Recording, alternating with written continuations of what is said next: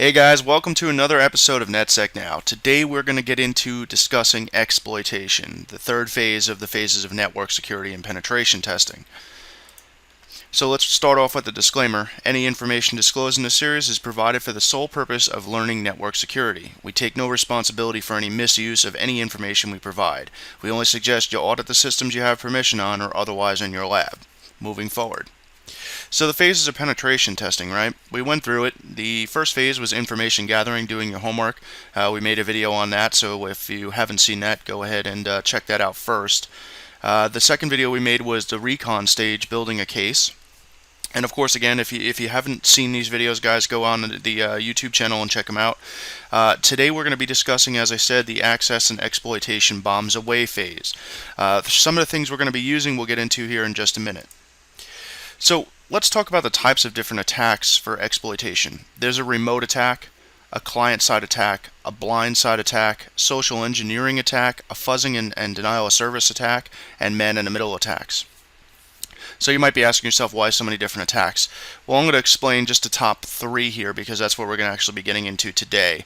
Actually, we'll be getting into the top two, but I'm going to explain the blind-side attack as well. So the remote attack is basically you're trying to exploit services that are vulnerable, that are remote services, something like NetBIOS or DNS or something to that effect. A client-side attack, on the other hand, is something that you're trying to exploit client-side wise, a vulnerability in Java, Flash, things like that. And that kind of ties into the social engineering attack with like the social engineering toolkit, which we will be making a whole separate video on as well. So, the blind-side attack is an attack that I don't generally recommend using unless you are absolutely at the end of your rope and you are desperate to try to get in, or you just want to make sure that you've covered all bases, right? So a blind-side attack is basically firing everything in your toolkit at your target and hoping for something to allow you in, okay? Blind-side attacks are very, very noisy. Blind-side attacks can cause system damage, downtime, or server system crashes, things like that. So I don't generally recommend that unless it's a last-ditch effort to try to get in to your client's network. Okay, so let's go ahead and talk about some of the tools that we're going to be using in this episode. We're going to be using Metasploit and Armitage. Armitage being the front-end GUI version for Metasploit. Now, Armitage is very limited in some aspects. I've actually recently, if you've been following us on Facebook, I posted on that. I found a bug inside of Armitage when you're using psexec and pass to hash attacks. It actually will work, but it doesn't show the target system as being compromised inside of Armitage. However, if you emulate and do the exact same thing in msfconsole, which is the command line version of working with Metasploit, you will actually see that it does in fact open a second interpreter session, and it does work. So we're going to be learning also msfconsole because it's really good to have the core fundamental understanding of how Metasploit actually works. And again, if you run into bugs with Armitage or something you're just not sure is working correctly, you can always go back to msfconsole and then you could do it in there and see if in fact it does or does not work. The old school manual compile and fire, basically, we're not going to get into that today. I try to stay away from that. That's mostly if you find private exploits that haven't been made public yet. Really, you got to trust the person you're downloading the script from, and then you have to compile it. So if you can't read the code of whatever language they wrote it in, you're kind of taking a crapshoot on whether or not it's actually bad for your system as well as maybe utilizing some sort of attack for the remote system. So, social engineering toolkit, we're going to actually make a video separately based upon just the social engineering toolkit, or otherwise known as SET inside Kali Linux. Cobalt Strike, that's like, it's made by the same guy, Raphael Mudge, that made Armitage, but it's a paid version. It is quite expensive. We went over that in the past. So we're really actually not going to be getting into that or using that, even though I believe there's a 14-day free trial on his website. We're not going to get into using that. So denial of service attacks, guys, you're probably never going to use that against your clients when you're doing this professionally. There is rare occasions where you might find a vulnerability where it requires you to fuzz or denial of service attack one service or part of a service to get around whatever protections in place and gain the actual access or information you're looking for, albeit very rare, very rare. Google finding vulnerability feed sites. There's sites like Security Focus and NIST.gov, things like that. We actually have one on our website, learnnetsec.com, on the front page there on the bottom right. So also there's various other tools, miscellaneous tools in Kali that you might be using. Really it depends on what type of audit you're doing. Each client is going to be different. It's never going to be a set standard of, hey, well, this works every time, so I'm going to use this every time, and talking about exploits and things like that. So there's miscellaneous tools for information gathering, stuff like that, which we went over in the other videos. So we're going to fire up our Kali Linux box here.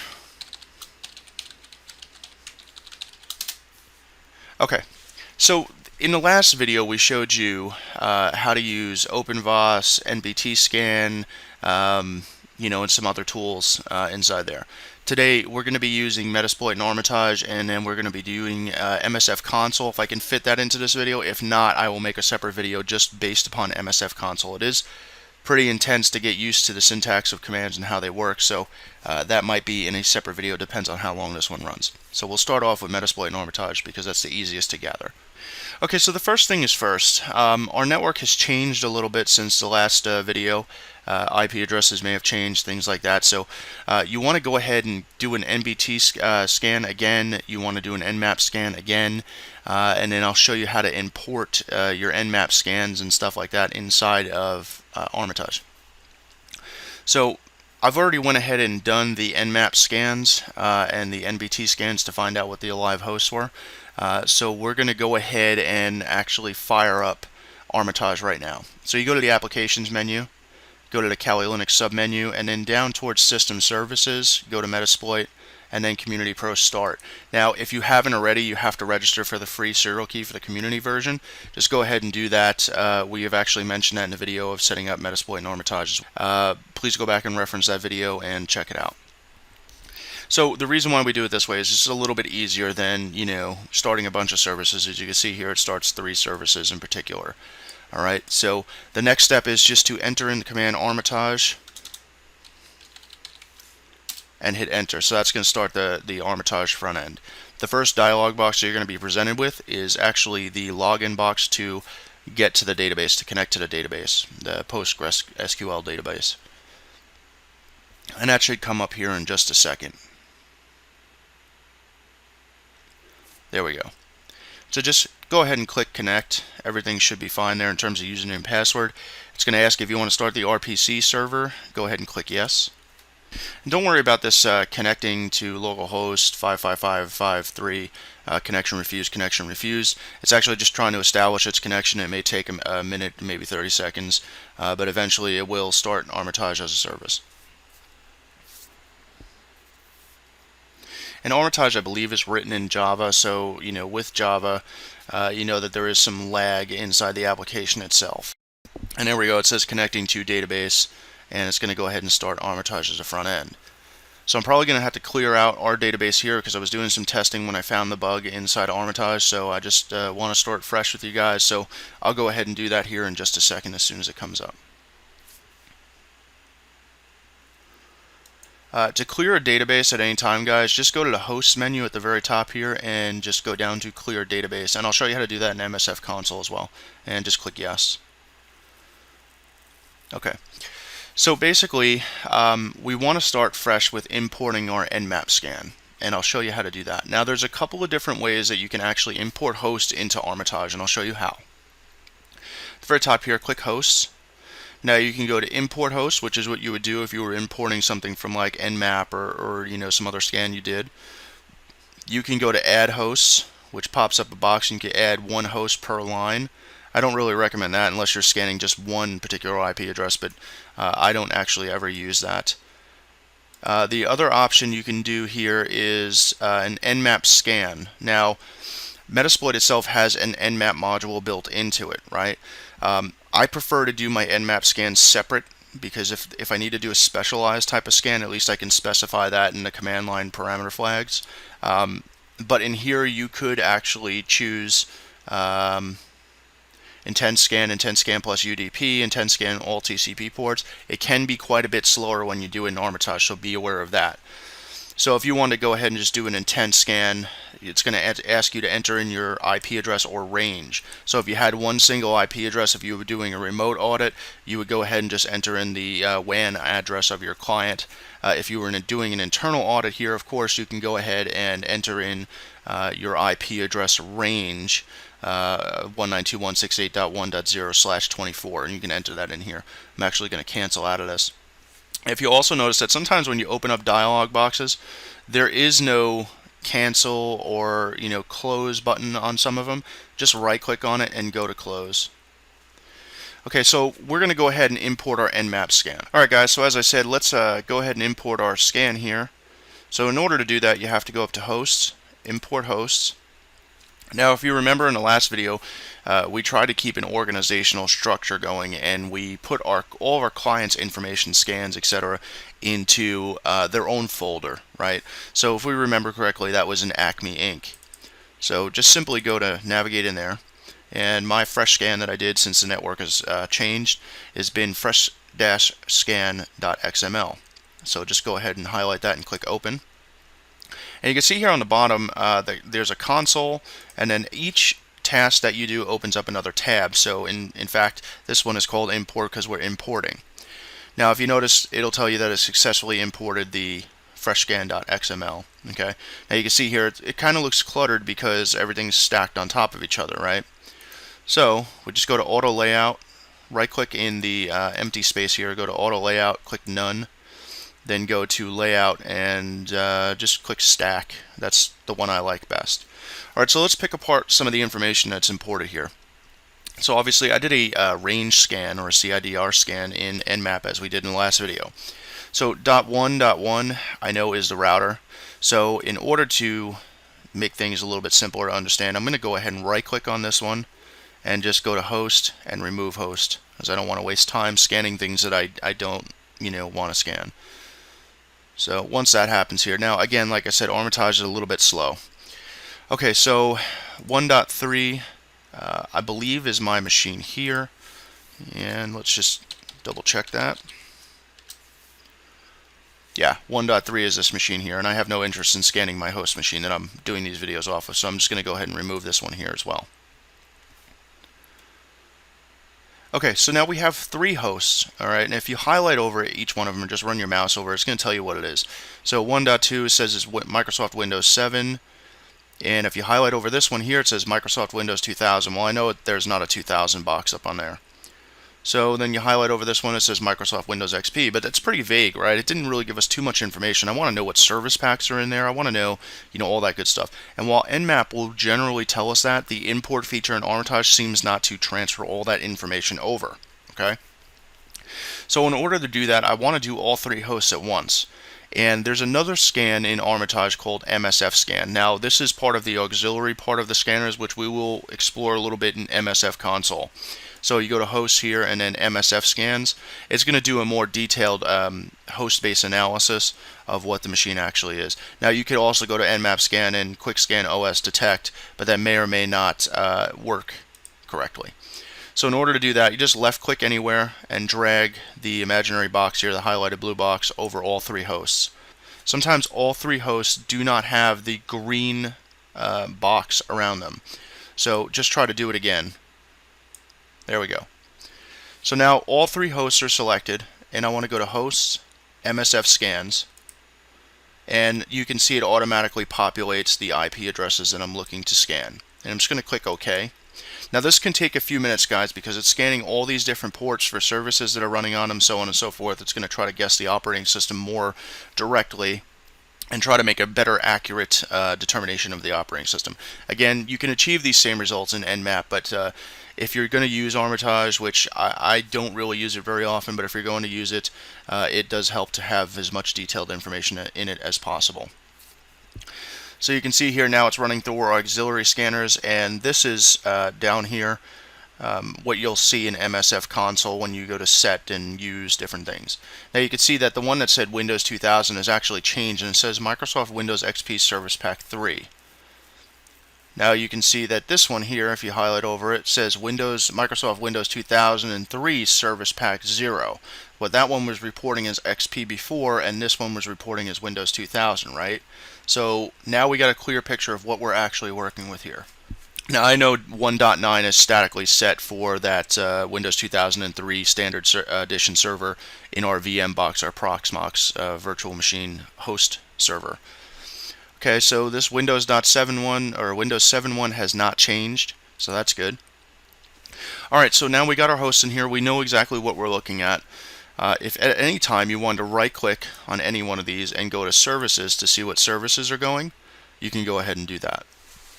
So you can see here on 1.9 we got DNS running on port 53, and it'll try to do a banner grab, a rudimentary banner grab, and tell you what's running on it. We have port 80 open on there as well, Microsoft ISS 6.0. Port 88's Kerberos security or server time. Port 135 is Windows RPC.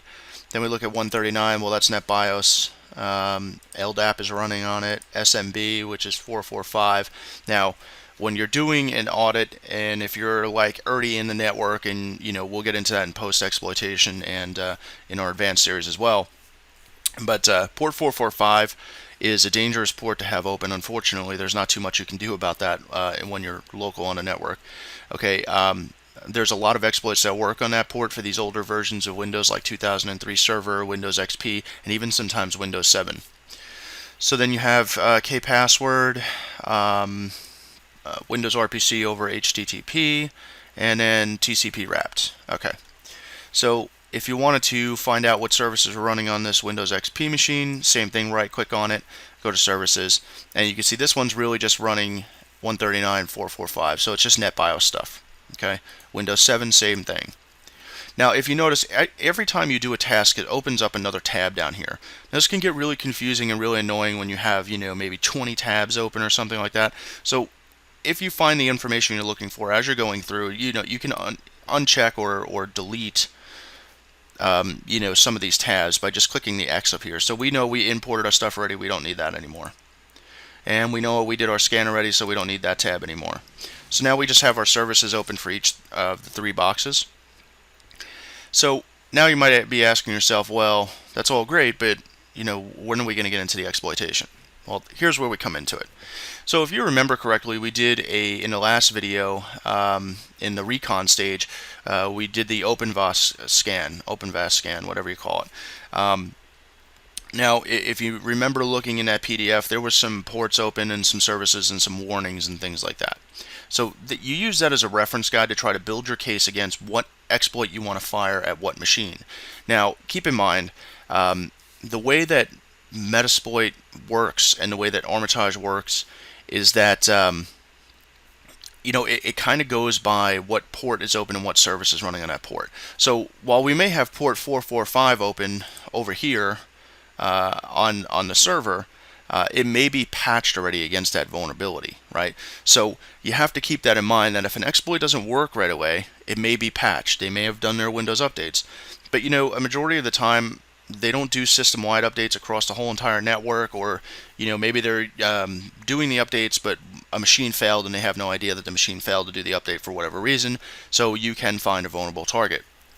Now again, you don't want to just go off and blindly fire everything. Now when I was talking about the blindside attack, in terms of using Armitage to do something like that, you have to go to attacks and then Hail Mary, and what that means is basically it's going to fire everything in the exploit database at that target system. Okay, it's very noisy, it can cause systems to crash, and you definitely don't want to do that to your client, right? Okay, so the first things first, you want to find attacks on a machine. So you want to find what's vulnerable, right? So if you just highlighted one machine here and you just go to attacks, find attacks, it's going to go ahead and query all the exploits in the database according to the services and ports that are running here, and it's going to try to determine maybe what exploit could be used for that port and that service.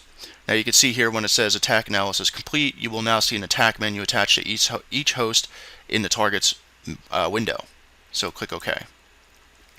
So if you right click now on the host, you can go to attack, and it's going to list a bunch of different things. So there's an MS03 026 DCOM, HTTP, this is a bug inside Armitage that I've let Raphael know about in the past. It still hasn't been fixed yet for whatever reason. You can't have something like, if you went to, let's go to DCERPC exploit.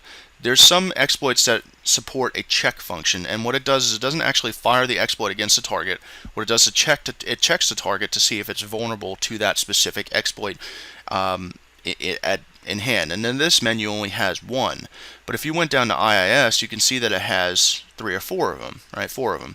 So if you hit check exploits on this, it's going to run each exploit itself and try to use the check function. Now you'll see some of them here say this exploit does not support check. So some exploits that were built and verified and put into Metasploit do not support a check function. So unfortunately, on some of those you're going to have to manually fire them and just see. But we're looking for stuff that says, you know, this target is vulnerable or this target is exploitable. So you can see on this one here, the IIS MS0307 NTDLL WebDave module, it did do the check, and it says the target is not exploitable. So we know that right off the top there, the MS03, if we went to attack and then IIS, so the MS03007 we're not going to use, right? We know that right off the bat. Then this one here, IIS MSADC, says the target is not exploitable. So again, if we went to attack and then IIS and then down here, we know that it's not vulnerable to that one. So there are ones that said, like I said, exploit does not support check. Well, the IIS webdave upload.as or _ASP. So let's go ahead and try to fire that one, right? So attack IIS and then the IIS webdave, if that's the correct one, yes. So let's go ahead and click that to fire this exploit. Now this is actually going to really push the exploit towards the target and see. Okay, so once you do that, it opens up a dialog box here and it gives you some options. Now, not every exploit gives you these options. Some have options automatically picked for you by default. You are free to change whatever you'd like. So, targets automatic. I usually leave that in automatic. Sometimes it has other options here, which we will see later on, where you can choose a specific operating system or service to target. This one's automatic. I try to leave it on that if it has that, because it will run through it automatically and try it. Now, in order to, using a reverse connection, what that means basically is that whatever payload it's going to use to send to the target once the exploit is passed, and then it comes back to us to pick up the payload, we can try to use a reverse connection like a reverse TCP, reverse DNS, or a bind TCP, bind DNS, things like that. And we will get into that when we're using msfconsole. I will show you the differences. You also have an option here is called Show Advanced Options, and if you check that, now our option menu has changed. Before we get into changing any options, let's go ahead and take a look at the very top here. If you read this, it says this module can be used. It just gives you a brief overview of what this exploit is actually about. This module can be used to execute a payload on IIS servers that have the world writable directories. The payload is uploaded as an ASP script using a webdave put request. Okay, pretty simple, pretty straightforward. lhost is your local host, which is your machine that you're attacking from, right? So I know that this is the IP address of my Kali Linux box, and I can simply go ahead and find that out here by just issuing the ifconfig command, right? So this is our IP address. So we know that that's correct. Let's minimize this. Okay, so L port, you can leave this or you can change it. If you want to change any of these options under the value or the right hand tab here, you can do that.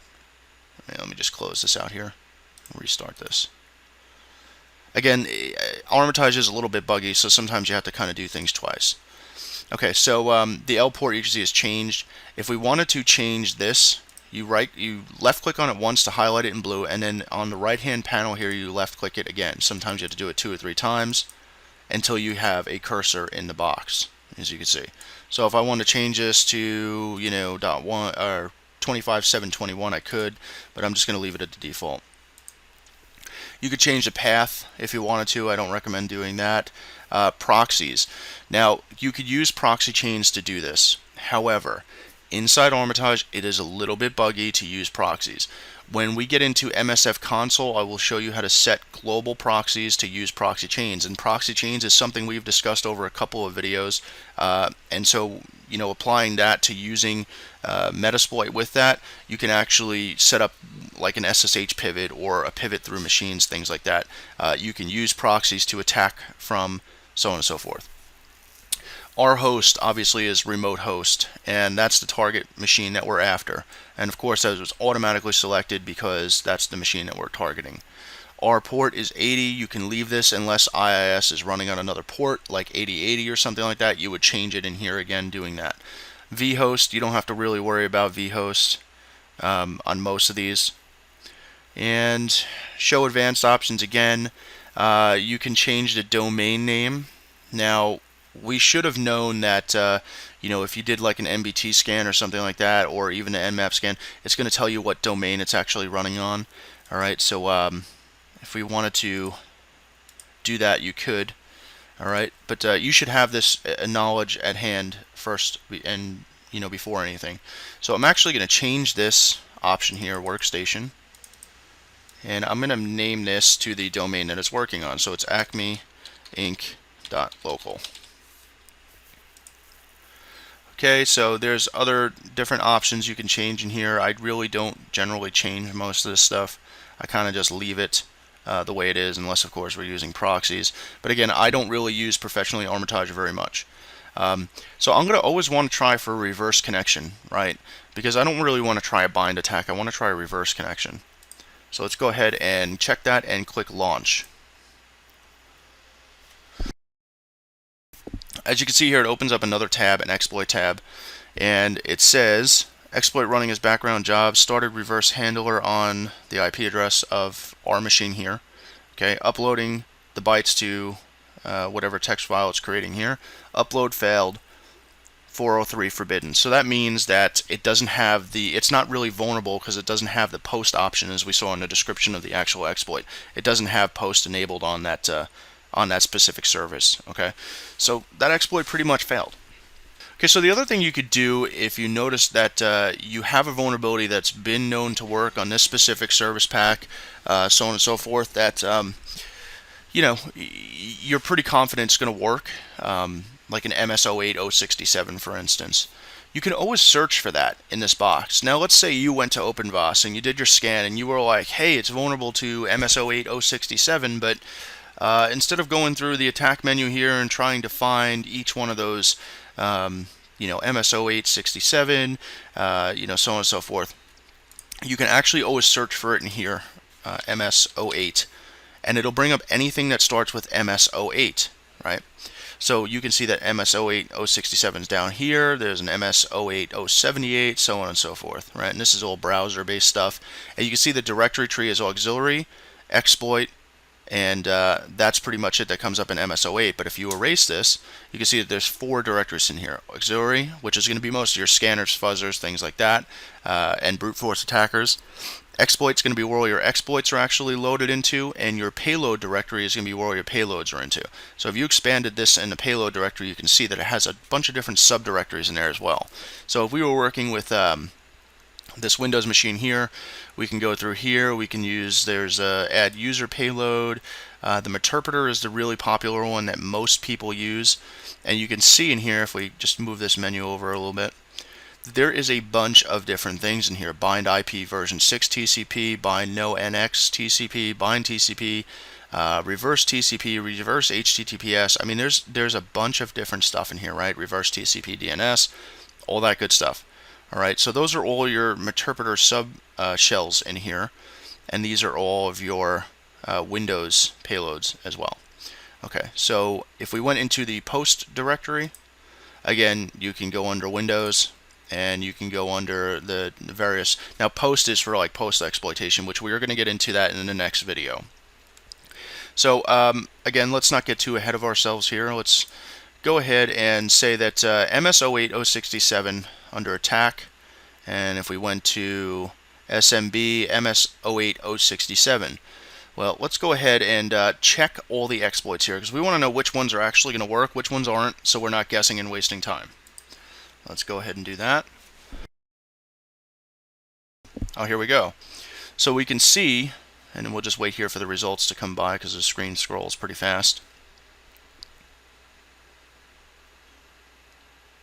And again, some of them don't support check guys, so you're really going to have to just manually fire that one off at them. Okay, so let's scroll up here.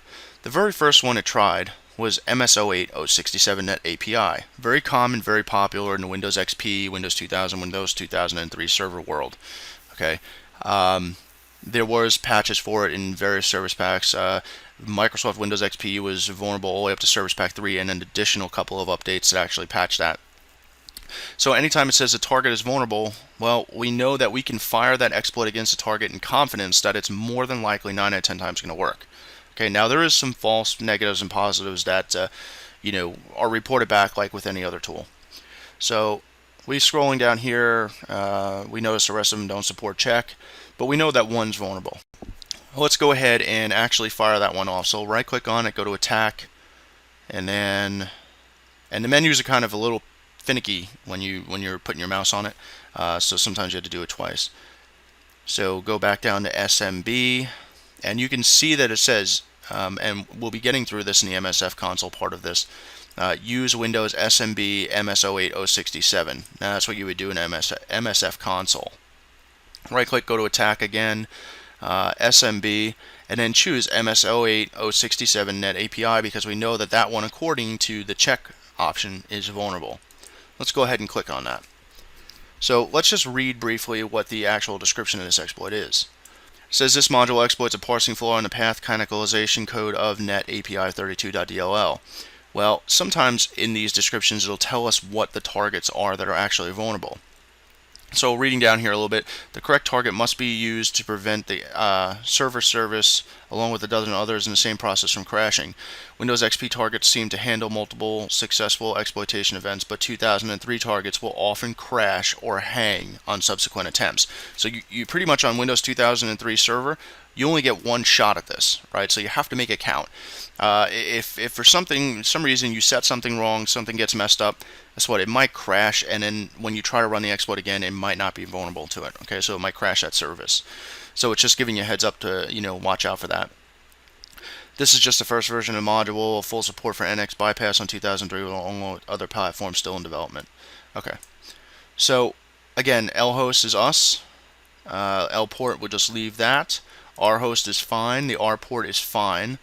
And again, you can see now when we click on targets, now we have a bunch of different types of targets in here. We're just going to leave this on automatic targeting. And I want to do a reverse connection because it is available. So I'm going to go ahead and click launch. And here you can see that it's actually exploiting. And it's giving it your fingerprint. And here we go. When it starts to say sending stage down here in the console menu, you know that you're pretty much going to get that box, okay? And then it says Meterpreter Session 1 Open 4, and it gives you the options. Now you have a Meterpreter Shell command line here, and we're going to get into that in msfconsole as well. The beautiful thing about Armitage is it gives you the graphical user bells and whistles interface to say, hey, look, this target's compromised. Okay, so you can see that once the target's compromised, the monitor picture up here turns red, it has lightning bolts through it, and all that good stuff. So now the information underneath that says we're running this exploit, completed, and it's running as system. So we're like God on that machine right now. And since that's a domain controller, that's horrible news for them, but great news for us, right? So we basically just took down their main, server, and now we have system level access to that, which is great because now we don't have to escalate privileges and go through all that nonsense. So right clicking on here, you now see a new option inside of the menu, and it's Meterpreter 1. And if you opened a second exploit on this, it would be Meterpreter 2, Meterpreter 3, so on and so forth. Now this we'll get into in post-exploitation, but just to give you a brief overview because I feel it's important to have that before we precursor into the next video. If you go through the submenu here of Meterpreter 1, you have access. You can migrate your process. We don't have to because we're system already, but if you wanted to, you could. You migrate it automatically by default to notepad.exe. So if Mr. sysadmin's looking in on that specific computer for whatever reason, the server in this case, he's not going to see that while we're firing commands and doing tasks on that machine that the system service is hammered to death, right? And it's not maxing out the CPU. So if we were doing it on Notepad, that's less suspicious, like, oh, well, the Notepad process just got stuck. And he's probably not going to kill it. Anyway, so scrolling through here, you got escalate privileges. Now, again, we're already system, so we're not going to, escalate our privileges at all. You have steal tokens, dump hashes, which we will be getting into. This will dump all of the usernames and password hashes for the Windows domain controller. And since we're on the Windows domain controller, this is really, really bad for them, but really, really good for us, right? Because once we do that, we have two options. We can try to crack the, the hashes. And we'll get into that. We would be using Hashcat and John the Ripper and all that good stuff. We could try to crack the hashes, or we can use another attack called pass the hash with ps exec. Now, the bug that I found in Armitage, and I'm going to make an actual video for Raphael so he understands what the heck I'm talking about, because I posted it on the Facebook, and he doesn't really, he's saying that it works, but we all know that it's not. I mean, it's pretty obvious. Anyway. So you have two methods of doing that, the LSAS method and the registry method. Either one you choose is going to work just fine. So in doing past sessions, you have interact. You can have a command shell on there, the interpreter shell, which we already have down here towards the bottom. You can do, let's see, desktop VNC. It's going to open up a VNC server so you can actually look at their desktop and what they're doing. However, I don't recommend that usually because it will lag their machine a little bit. They might know something's up. Anyway, Explore, you can browse the files, show the processes, log keystrokes, screenshot, webcam shot, and there's post modules. Pivoting, we will get into that in the post exploitation. Basically, pivoting means that you now take that one compromised host and you are running all of your additional attacks to the other hosts on the network through that compromised host. So essentially, you're furthering yourself away from being detected, because everything, if they had like host-based intrusion detection systems or host-based firewalls and stuff like that, they're more than likely going to say, hey, it's cool because you're part of our local subnet. We're not banning you from doing anything, right? So that's the reason behind pivoting, okay? You have an ARP scan, which you would use probably to find out all the other live hosts on the network if you haven't already. Now, this works great when you're doing a remote pen test and you find a server that's like, I don't know, out on the network, has an open port for a web server or email server. You wind up compromising that, but you want to know how many more machines are behind that network. You can go ahead and do an ARP scan, and it will go ahead and try to find all the other available IP addresses. And you also have the kill option here, the kill menu here, which basically kills your interpreter session. Each time you compromise a host and you take screenshots or video of it or proof somehow or some other way, it's always advised to kill the session after you are done, because somebody could hijack your interpreter session. Being the bad guy could hijack your interpreter session and cause havoc for your customers. So always kill your sessions as you're backing out. One machine at a time, kill your sessions. Okay, so anyway, now you have services again, and scan again, and host again, and all that good stuff. Now, we don't need to attack this one any further, right? Because we've already got this host compromised. We're in, that's it. End of story, game over for this host. So now 1.4, this one here is our Windows XP Service Pack 3. Well, gee, let's try to go to attack, and let's go over to SMB, because that's always such a fancy one to attack that service there. And you can see MS08067 is listed again, MS10061 spool SS is listed again. And then we have a pass the hash option, which again, if we had the hashes already from the Windows server, we would right click on this one here and go to pass the hash. And then of course in Armitage, like I said, there's a bug and it will succeed, but it won't show the host is compromised up here in the GUI screen. Anyway, so let's go to this SMB, and let's go ahead and go check all these exploits.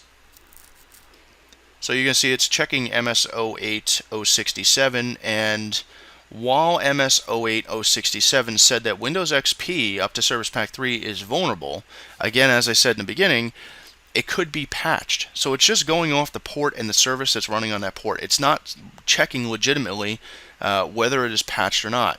In this case, on the MS08067, I'm sorry, it is checking that if it's patched or not, and it's saying the target is not vulnerable. I know that that machine automatically did some updates before I shut them off, so I know that it was vulnerable at one time, but the updates took care of that vulnerability. right? So again, you may come into a mixed network where you find some targets, their updates may have failed, or maybe the sysadmin is just not doing updates on that specific machine for whatever reason. There might be an update that conflicted with one of their level of business apps that are running on there or something like that. So there are some times where you're going to find that sysadmin intentionally does not do updates on one machine. And 9 out of 10 times, guys, or maybe 8 out of 10 times, guys, to be honest with you, it's on Windows servers, domain controllers for some reason. They don't want to update it because they're afraid that it may break the OS, which Windows updates, let's face it, have been known to do for ages. Will break the system, and if it breaks their server, guess what? Their whole network is down, right? So they don't want to break that, so they're just not doing updates on that server. Bad news again for them, good news for us. Okay. So as you can see here, it went through all of its checks, and there was quite a few here that didn't support check. MS10061 spool SS did not support check. So let's go ahead and, because we know MS08067, which we use to compromise the Windows 2003 server here, is not exploitable on this target machine here. Okay, so let's go ahead and try to fire off the MS10 one. We'll right click on it again, go to attack, SMB, MS10061. Okay, so let's go ahead and leave all these options in here good. I want to use a reverse connection, and I also want to show advanced options. So scrolling down in here, just to make sure everything is set up correctly. And it looks like everything in here is good. It doesn't give us a domain option to change that or a workstation option to change that. In reading the description, it says the module exploits the RPC service impersonation vulnerability detailed in Microsoft Bulletin MS10-061 by making specific DCE RPC requests to the start dock printer. So spool SS, it's against the printer service. So it doesn't really tell us what versions of Windows are actually exploitable to this. So let's just go ahead and launch this and see if it'll actually work. And you can see it's setting all of its options, which you would be doing in msfconsole, which is pretty easy because you can set globals in there, so it makes things a little bit easier for you.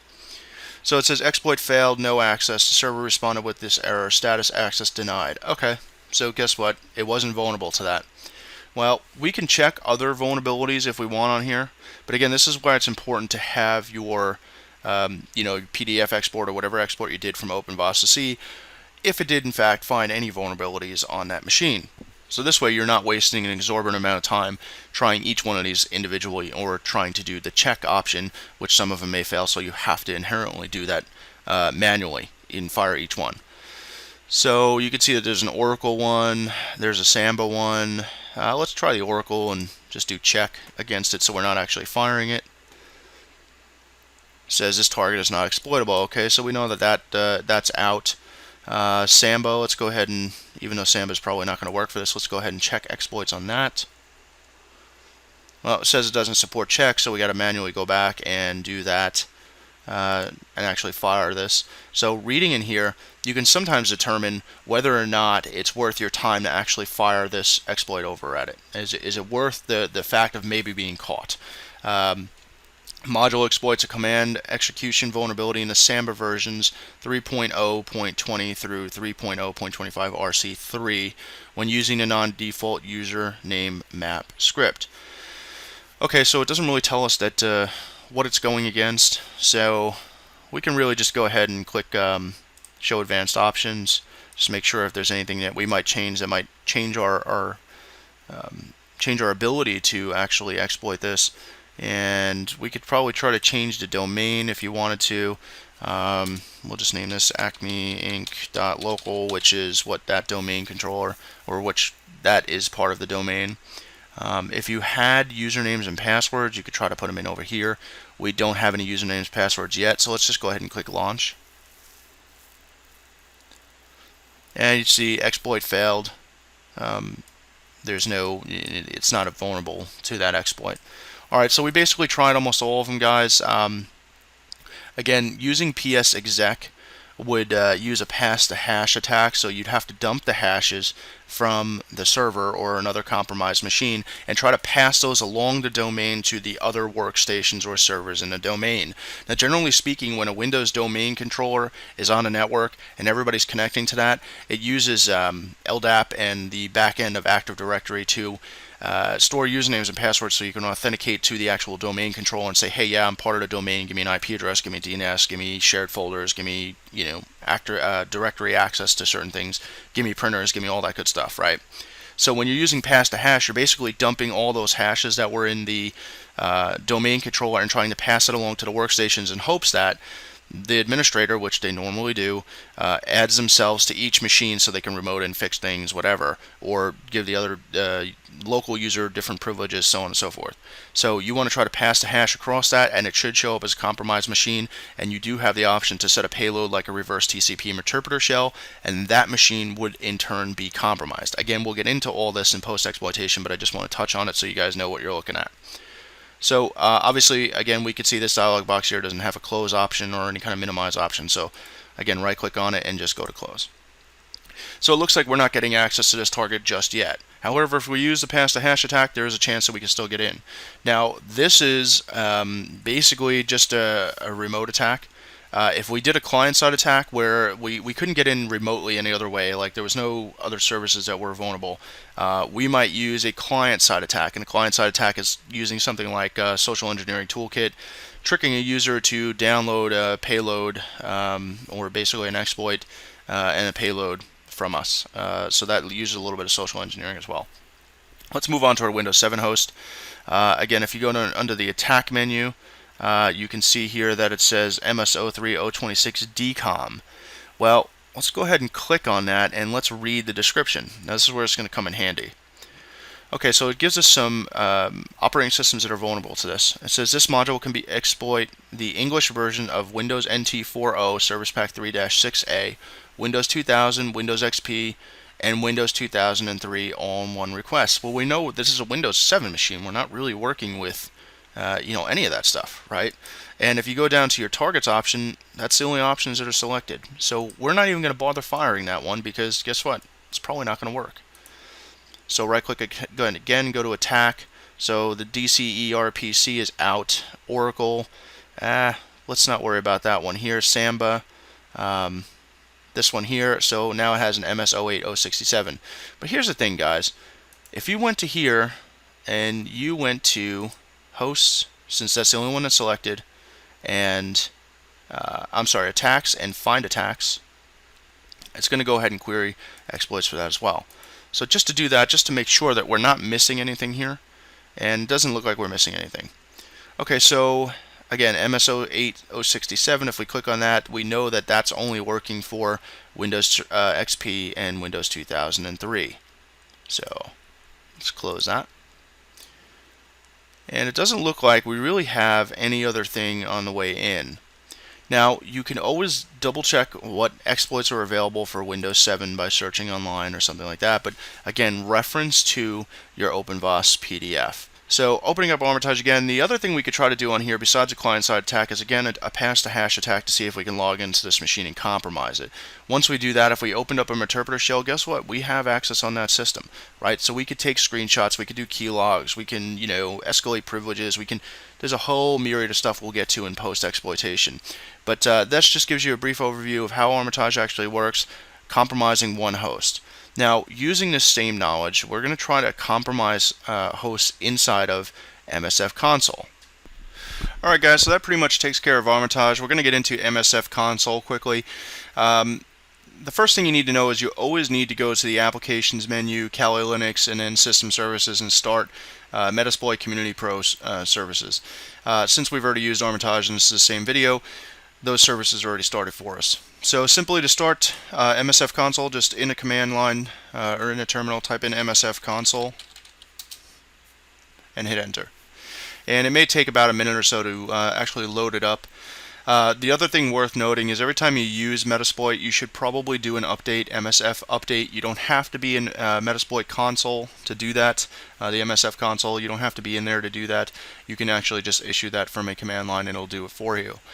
So when you start it up, you'll see here that it'll tell you the version here on the bottom and how many exploits, auxiliary modules, post modules, payloads, encoders, and NOPs are in the database. Okay, so I haven't updated mine in a while because this is just the lab box here. So, and since we're working with older Windows machines, I know it's going to be just fine. So let me just clear this out here. Okay, so there's a couple of things that you should know right off the bat. Okay, first things first is you have to do, if you wanted to use like the import function that we use in Armitage, there's a couple of different ways to do that. We want to import our nmap scan results. So when you're in your msfconsole, if you ever need help, just type in the help command and it's going to give you a list of options that you can use at the core to do things that you need to do.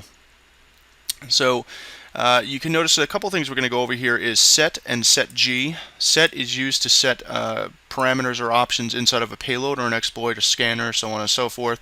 Setg is to set global parameters, so if we're working with just one specific target IP address or range, we can set that as a global parameter. Show always displays modules of a given type or all modules, and we're going to get into that as well. Also, you have a couple of things down here with db export to export it like a report type of deal, which, as I discussed, is kind of cumbersome because there's no XSL file for it to be converted to an HTML document. So that's something I'm working on writing, like I said. db nmap is the built-in nmap scanning module for that. And then you have db import, which imports your scan results file from any other scanners, specifically nmap. So in order to do the import, we have to first check to make sure that there's nothing in our database. If you notice in Armitage, first thing we did was clear our database out because we don't want to get that confused with something else that we might have been scanning before, so on and so forth. So in order to do that, you just have to type in hosts and hit enter. Now, as you can see here, I already have some stuff in here from doing some demonstrations a little while ago. If you have stuff in there you want to clear it, it's just hosts tac d for delete. You can delete individual hosts by just typing in its IP address. So if, for instance, we just want to delete the 1.2 we just type in 192.168.1.2 and hit enter. And it says it deleted one host down here at the bottom, and it tells you the host it deleted. And then if you issued the host command again, we would see we only have in here 2. Now I want to delete the whole database because I want to start fresh, right? So it's host tac d for delete all, and it deletes 2 hosts, the 2 hosts that were left over. Again, if we type in host, we can make sure that our database is actually clear. Okay, so let me clear the screen out here. So we talked about learning how to use setg. Now setg sets global parameters for you to use. So if you're working against one specific target IP, or if you're doing an internal audit and you're working towards an entire subnet range or something like that, you can always use the setg parameter. We'll get to that here in just a minute. First we want to do is the db import, because we want to import our nmap scan that we did before, right? So it's db underscore import and the path to where the file actually resides. So that's root, and then that's Acme Inc., and then that was freshscan.xml. So just hit enter after that, and you can see that it's importing all of our hosts for us here. Now, again, we're going to have to go through and remove some of these hosts, so to save a little bit of time, because I know a couple of them are, like 1.1 is the router again, and 1.3 is this machine that we're working off of here. Okay, so let's clear this out. Now let's go ahead and issue the host command again, and you can see now that it's imported all of our hosts. However, as I said, it's not reading correctly on the operating system, and as before, we know 1.9 is actually a Windows 2003 box, so it didn't really import it correctly in terms of the OS name or any kind of service packs or things like that. Alright, so first things first, I want to remove the hosts that we're not going to scan, so I'm just going to host-d 192.168.1.1, and I'm going to do the same thing for .3. And then I'm just going to issue the host command again. Alright, so now we have our 3 target machines in here. So the thing is that you want to do what we did in Armitage and use the MSF scan to better enumerate the operating systems and the service packs available to them. So those are actually located in a directory structure, and I'm going to put a link in the description to learn everything there is to learn about msfconsole, so you guys have a guide or a reference to go to if you get a little confused. Okay, so auxiliary holds, as we've seen in Armitage, the directory tree structure. Auxiliary holds some of your scanners, fuzzers, DDoS attackers, brute forcers, things like that. Scanners that we want to use in terms of what the MSF scan was all about is actually called SMB_version, because we want to find out what version these operating systems are actually, the true versions of the operating systems are. So anytime that you want to find an actual scanner, exploit, vulnerability, payload, whatever that you're looking for, and you know the name of it, you can use the locate command. So that's locate, and then I'm looking for specifically SMB version. And now you can see it tells me that it's in auxiliary, scanner, SMB version. That's the scanner that I want to use. But what if I didn't know the name of the actual scanner that I was looking to use, right? So I could do show auxiliary, and it's going to show me everything in the auxiliary directory tree structure. And it may take a minute or maybe a little less depending on how fast your system is, because it is literally querying and doing like a directory command on everything that is in the auxiliary folder. Now you can see here it scrolls back everything that's under auxiliary. Okay, so we want to look for SMB because we know that we're looking to do some Windows stuff. And if we look here, we only have a few options for SMB scanner, starting at the very top here. SMB pipe auditor, things like that.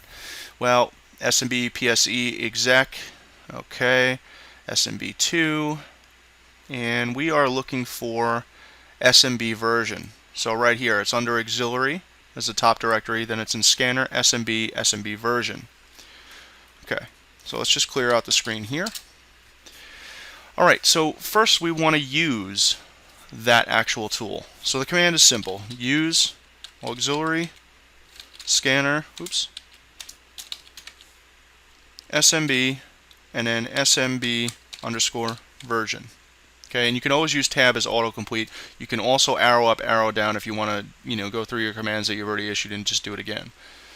So I'm going to hit enter. Now you can see that the screen has changed a little bit here, and the SMB version is now highlighted in red. So that's actually what we're actually in right now. So we want to know what options are available to us in this script that we're using. So simply type in show options, and it'll tell you all the options. Now our hosts, SMB domain, workgroup, SMB pass, user, thread, so on and so forth. We can change all that. We want to type in our host. Now we're going to type in a range, right? So we want to go from .2 to .9. So it's simply to set an option. It's set and then the option our hosts, and you can use autocomplete on that just to make sure you're getting in the right syntax. Okay, and then it's 192.168.1.2 through .9. Now you don't have to type in a dot before 9. Keep that in mind. And hit enter. Now if you did show options again, you should see that it reflected. And here it is. Okay, so our changes have been made. And now simply we want to run the scanner. So what's the command? Run. Very simple, right? Now you can see it's going through, and it's going to do a determination on the operating system and the service pack available to it. Now it's not always 110% accurate, but it's pretty damn close most of the time. And you can see it's going to take a little while depending on the IP address range you're scanning, your internet speed, your computer speed, all those things again, guys, factor into any of the scans that we ever do. So keep that in mind if things are going a little bit slow. Okay, so it said scanned 8 out of 8 hosts, 100% complete, auxiliary module execution completed. Fantastic. So now if we issue the host command again, now we have a little bit more accurate depiction of what our machines actually look like. So now 1.9, instead of reporting as it was Windows XP, guess what? It's Windows Server 2003, Service Pack 0, right? So I know 1.3 is my box here, so again, I just want to remove that with host-d, and then 192.168.1.3. Okay. Clear this screen again, type in hosts. Okay, so now we know what we're working with here, right?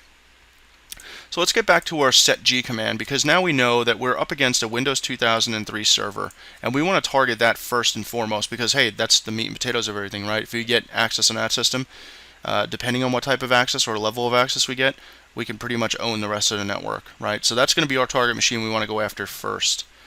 All right. So now, if you think that a target network has high level security, you probably want to go a little bit lower level. You want to start with a workstation and try to work your way up to getting to the server. Okay, but since this is our lab network, I know I just want to go after the Windows domain controller first, and then try to own everything else after that. So anytime you want to get out of whatever module or scanner or whatever you're using, just type in back, and that'll get you out of it. Let's clear this out again, and let's go ahead and issue our host command so we know what we're up against.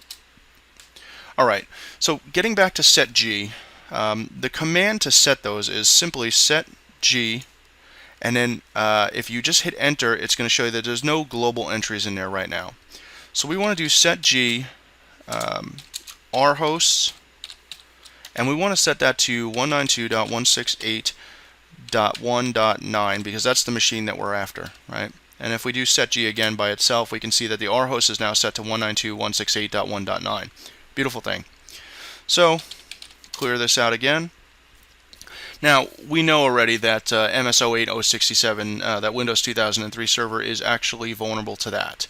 Now, if you weren't sure where an exploit actually lives or a payload actually lives, you can always do that locate command again. So if we did locate MS08_067, you can see that it's in exploits, Windows, SMB, MS08067.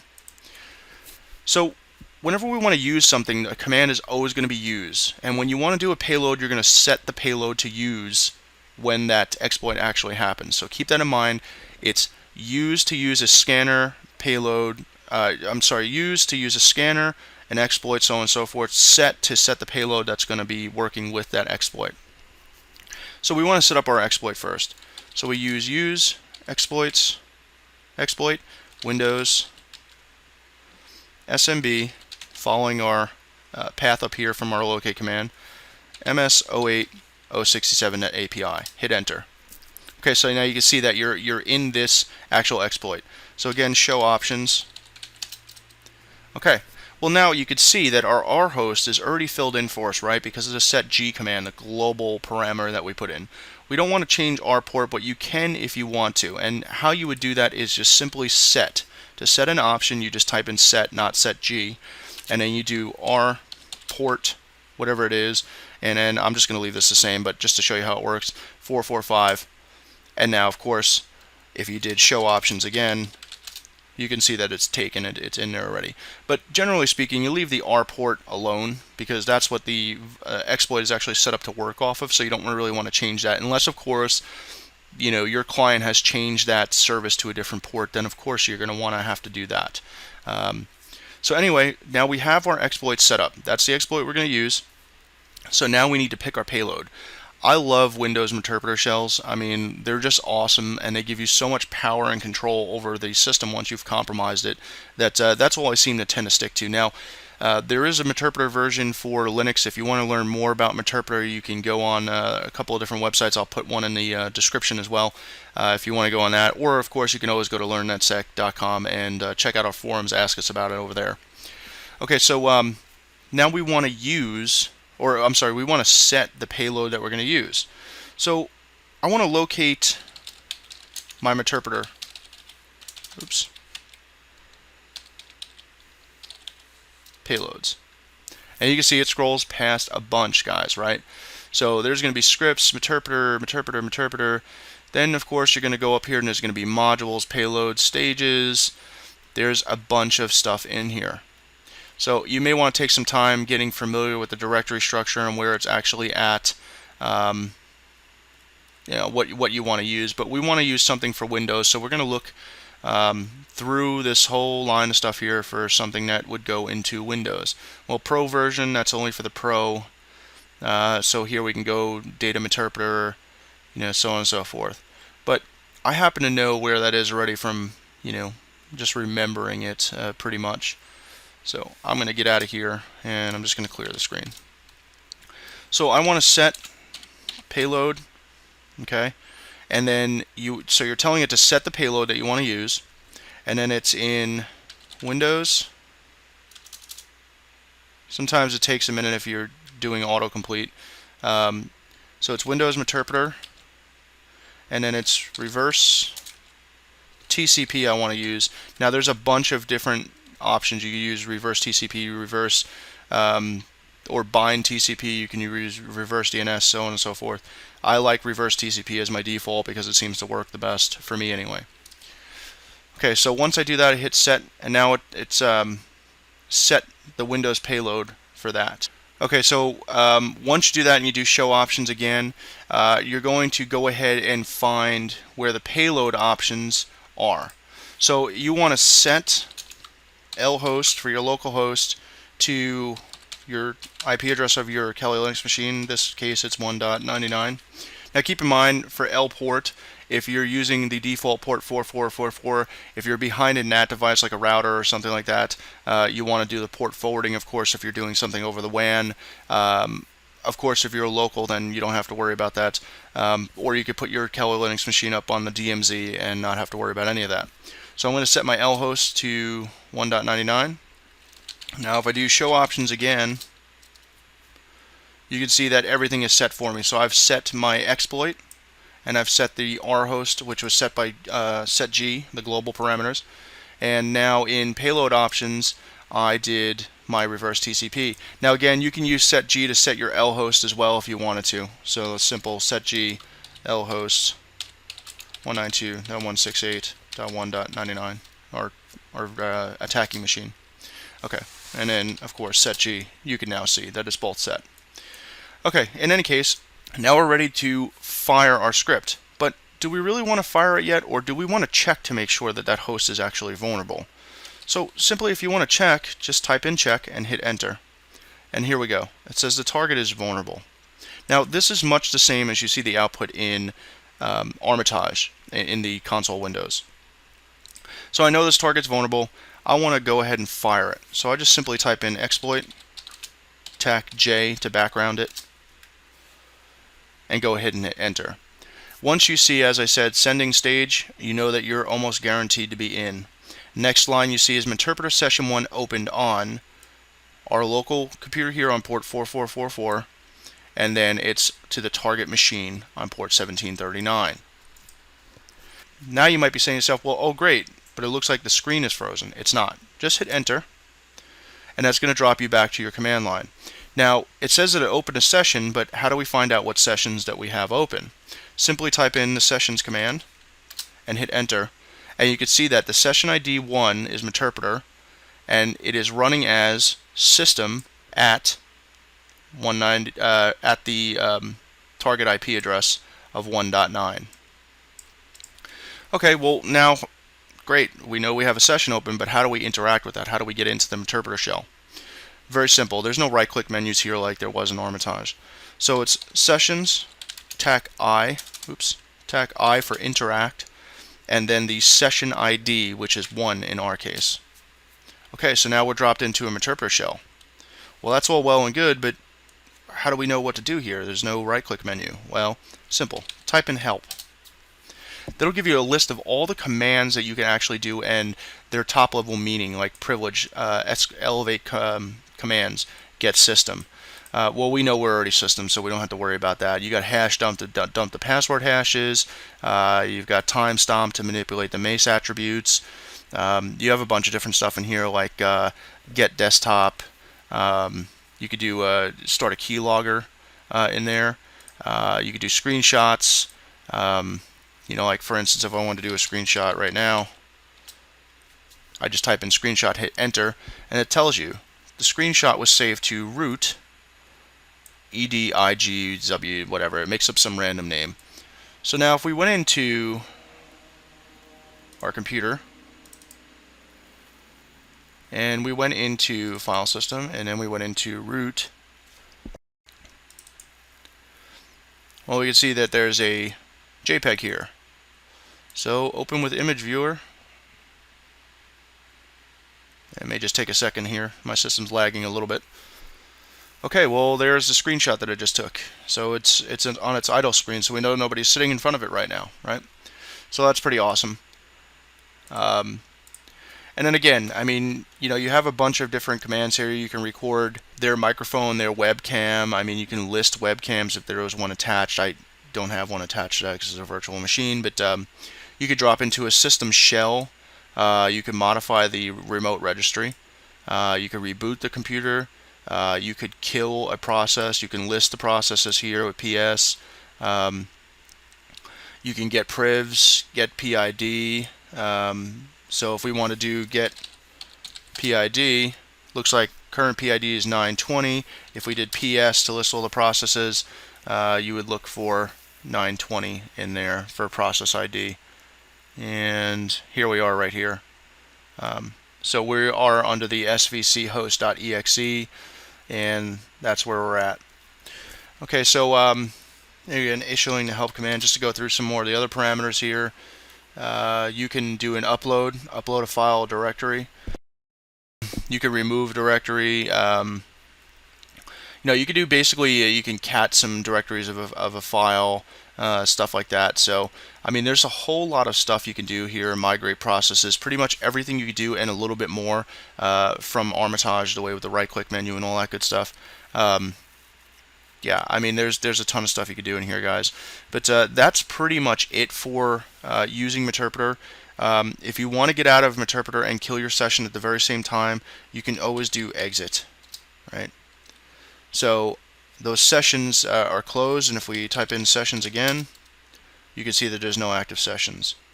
So let me just get out of here. I want to go ahead and just do this quickly so you guys see how fast, once you get used to it, see how fast it actually works. So again, I want to list my hosts.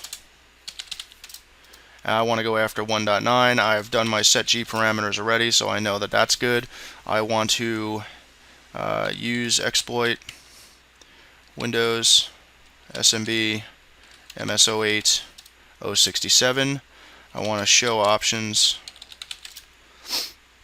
and it looks like my options were set in there.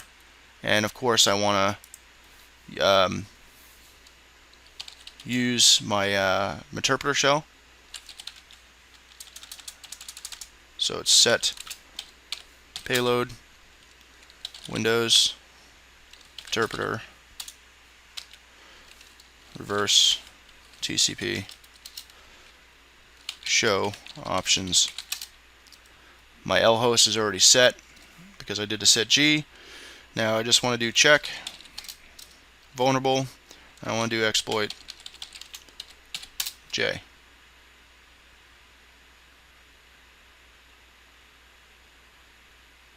There you go, my session's opened. Now let's say if you list your sessions and you're just like, alright, good, I got a shell on that box, really need to do anything else. You can always do your kill command in session. So it's sessions tac K and then the session ID, which is in our case 2.